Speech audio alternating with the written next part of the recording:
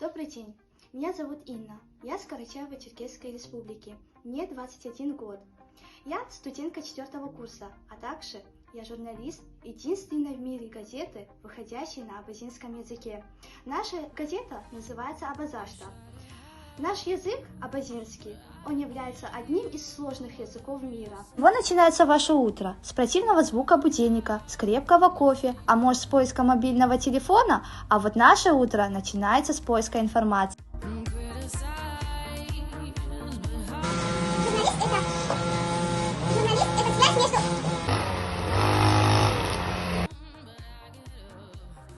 Журналист – это связь между обществом и информацией.